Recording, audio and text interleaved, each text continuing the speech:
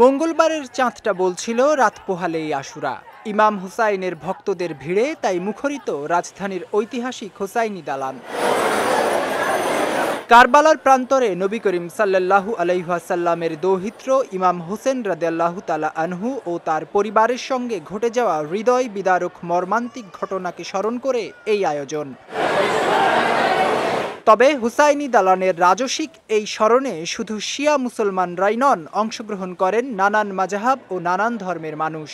নবী করিম সাল্লাল্লাহু আলাইহি ওয়াসাল্লামকে ভালোবাসবেন, তার সন্তানকে, তার নাতিকে ভালোবাসেন যদি, তাহলে ইমাম হোসেনকে ভালোবাসলে তার অনুষ্ঠানাদি পালন করার জন্য আপনাদের অসুবিধা কোথায়? এখানে শিয়া সুন্নি বলে কোনো ভেদাভেদ নেই।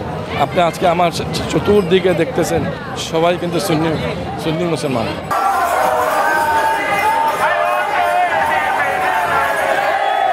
ইমাম হোসেনের প্রিয় ঘোড়া দুলদুল আর তার চিঠি বহনকারীদের স্মরণে সাড়ম্বর এই আয়োজনের নাম পাইক।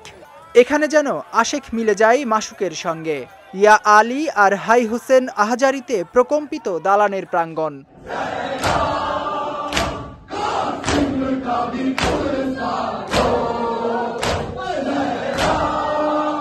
রাত বাড়তে থাকার সঙ্গে সঙ্গে মাতমে মেতে ওঠে পুরো ইমামবাড়া। মার্সিয়া বা শোক গাথার মাধ্যমে স্মরণ করা হয় কারবালা প্রান্তরের শহীদদের।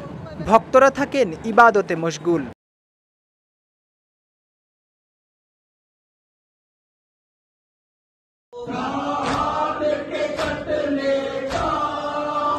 জাওয়াদন্তু, বিজয় টিভি, ঢাকা।